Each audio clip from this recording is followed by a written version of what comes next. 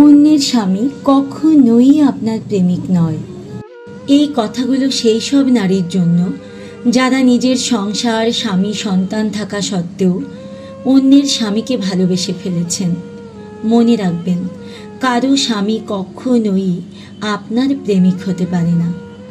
যতই সে আপনাকে হাজারটা স্বপ্ন দেখাক, যতই মিষ্টি প্রতিশ্রুতি দিক, দিন শেষে তার হাতটা থাকবে তার স্ত্রীর হাতেই।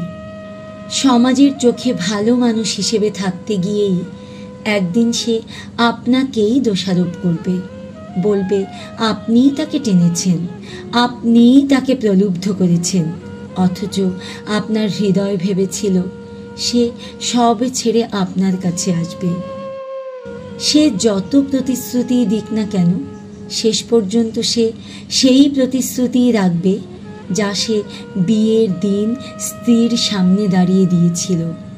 আর আপনি, আপনার জীবনে আসবে কিছু লুকোনো ফোন কল, চুপিসারে 2-4 বার দেখা করা, আর কিছু মুহূর্ত যা কখনোই দিনের আলোতে আসতে পারবে না।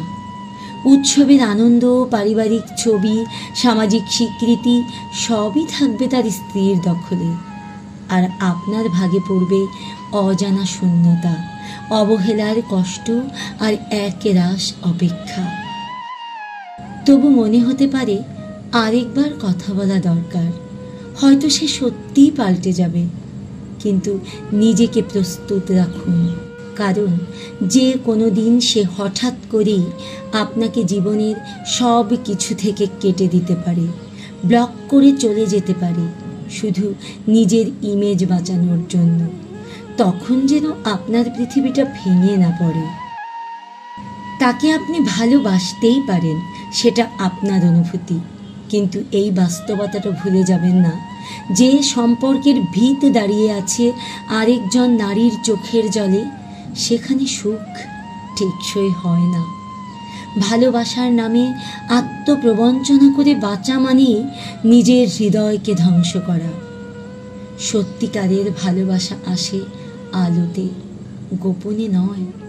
যে ভালোবাসা আপনাকে মাথা উঁচু করে সমাজের সামনে দাঁড়াতে দেয়, সেটাই টেকসই সম্পর্ক। তাই নিজেকে ছোট করবেন না, অন্যের ভাঙা আঙিনায় সুখ খুঁজবেন না। আপনার আত্মসম্মান, আপনার মানসিক প্রশান্তি, এগুলোই সবচেয়ে মূল্যবান।